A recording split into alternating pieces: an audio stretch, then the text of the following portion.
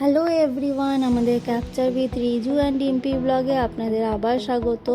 আমি আজকে রথের দিনের ব্লগটা শেয়ার করছি।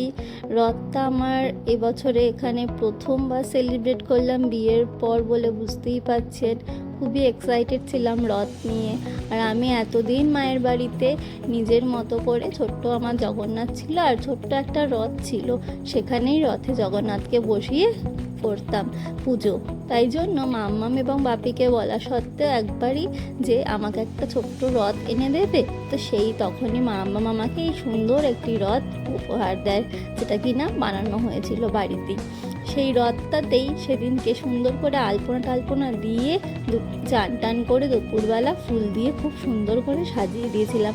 রথের ধ্বজাটা দেখলেন, ধ্বজাটা আমিই এঁকেছি, পুরো পুরীর মতো করে করার চেষ্টা করেছিলাম। পুরীতে আমি এতদিন দেখে এসেছি রথে খুব সুন্দর করে ওরা বাড়ির সামনে আলপনা দেয়, কালারফুল জিনিস দিয়ে, কালারফুল যে ওদের রঙ্গোলি থাকে সেইগুলো দিয়ে আলপনা দেয়। আর রথটা এতই আমরা দেখে এসেছি পুরীতে কালারফুল হয়, সেরকমই কিছুটা করার চেষ্টা করেছিলাম। রথে আমার জগন্নাথকে বসিয়ে একটি পদ্ম সামনে সুন্দর করে সাজিয়ে দিয়ে ডেকোরেট করলাম। তারপরেই সেদিন দুপুর থেকে আমরা করেছিলাম নারকেল নাড়ু, পায়েস এবং মালপোয়া। সেগুলো দিয়ে দিলাম একে একে সুন্দর করে সাজিয়ে দিয়ে। আমি আগে বড় জগন্নাথকে, আমাদের বাড়িতে আছে যেটা কিনা ঠাকুর ঘরে আছে, মাম্মামের এই বড় জগন্নাথ, বলরাম এবং সুভদ্রাকে সুন্দর করে সাজিয়ে প্রসাদ দিয়ে দিয়েছিল।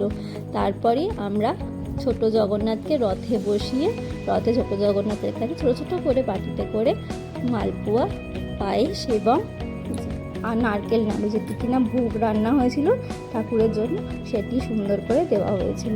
রথে জগন্নাথকে বসিয়ে দেওয়ার পর যেন মনটা আপ্লুত হয়ে গেল। এত সুন্দর লাগছিল জগন্নাথকে যে বলে বোঝাতে পারবো না, এক কথায় অপূর্ব সুন্দর। উপর থেকে নিচ অব্দি রথটা এত সুন্দর লাগছিল। রথের সামনে ঘোড়াটা দেখবেন আরও সুন্দর লাগছিল, এটা পক্ষীরাজ ঘোড়া মাম্মামি আমাকে এনে দিয়েছে মেলা থেকে।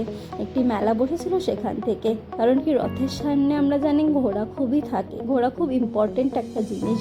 তাই জন্য আমি বলেছিলাম একটা ছোট্ট ঘোড়া আনতে। তো এবার ঘোড়া তো কাঠের তখন ইমিডিয়েটলি পাওয়া সম্ভব নয়, তাই জন্য এই সুন্দর মিষ্টি বাচ্চাদের খেলনার যে পক্ষীরাজ ঘোড়াগুলো হয় সেটি এনে দিয়েছিল। এবারে আমরা আস্তে আস্তে করে একটু রথের চাকাটাকে টানিয়ে একটু এগিয়ে নিয়ে তারপর ঋতুকে বললাম আসো একটু বাইরে নিয়ে যাই, তাহলে সবাই যাতে আমরা একবার করে রথটা টানতে পারি। রিজু সেটাই বাইরেই আনছিল, বাইরে মানে আমাদের ছাদে নিয়ে আসছিল রথটাকে, যাতে আমরা সবাই রথটাকে টানতে পারি। আর রথ টানলে তো জানেন, রথ টানলে তো ভাগ্যের চাকা ঘোরে, তাই আমরাও চাইছিলাম যাতে আমাদের ভাগ্যের চাকা ঘুরুক। অবশ্যই আপনারা যারা দেখছেন সবারই যাতে রথের সাথে সাথে আমাদের ভাগ্যের চাকাও যাতে ঘোরে। আমাদের জগন্নাথকে আমরা জানি পুরীতে এই সময় একদিনই মন্দির থেকে বাইরে নিয়ে আসা হয়, সেই রীতি মেনেই আমরা জগন্নাথকে বাইরে এনেছিলাম ঠাকুর ঘর থেকে রথে করে। এই দেখুন, মাম্মাম সেদিনকে শাক বাজাচ্ছিল, মাসি সেদিনকে ঘন্টা বাজাচ্ছিল। এই করেই আমরা রথটা খুব সুন্দর করে টেনে টেনে তারপর আমরা জগন্নাথকে একটি জায়গায় বসিয়ে তুলসী মঞ্চের কাছে, তুলসী তলায় বসিয়ে আমরা একটু টুকটাক গল্প করে নিচ্ছিলাম, গল্প টল্প করে ছবি টবি তুলে নিচ্ছিলাম। তারপরেই আমরা চলে গেলাম রান্নাঘরে। রথ মানেই জানেন পাঁপড় ভাজা, তাই জন্য আগে পাঁপড়গুলোকে ভেজে নিচ্ছিলাম। পাঁপড় ভাজা ছাড়া তো রথ পুরো অসম্পূর্ণ। এই ঢ্যাঁড়স পাঁপড়গুলোকে ভেজে নিয়ে সুন্দর করে, তারপর আমার তো যেহেতু ফেভারিট হলো যে সাবুদানার পাঁপড়, সাদা যে সাবুদানার যে পাঁপড় হয়, তো ঢ্যাঁড়স পাঁপড়, সাবুদানার পাঁপড় ভেজে নিয়ে আমরা টুকটাক খেতে খেতে সবাই মিলে, সেদিন আমাদের বাড়িতে অনেক লোকও এসেছিল জানেন, তো সেইগুলো খেতে খেতেই আমরা খুব এনজয় করছিলাম, সবাই মিলে গল্প আড্ডা সেরে নিচ্ছিলাম। আর রথটা আমাদের প্রথম বছর ছিল আমার আর রিজুর বিয়ের পর, এত সুন্দর যে কাটবে আমি বিশ্বাসও করতে পারিনি, এত ভালো কেটেছিল আমাদের রথটা। এই যে সাবুদানার পাঁপড়গুলো ফুলে গেছিলো আর আমাদের মনে খুশির আনন্দও ফুটে গেছিলো এরকমভাবেই। তো রথে আমরা টুকটাক করে এইসব সাবুদানা, মালপোয়া সব কিছু খেয়ে দিই, একদম খুব ভালো করে কাটিয়েছিলাম।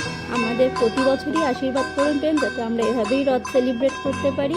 আমাদের ভিডিও ভালো লাগলে অবশ্যই সাবস্ক্রাইব করবেন এবং ভিডিওটা ভালো লাগলে অবশ্যই লাইক করবেন এবং কমেন্ট করে জানাবেন কেমন লাগছিলো আমাদেরকে এবং জগন্নাথকে রথ সমেত। টাটা।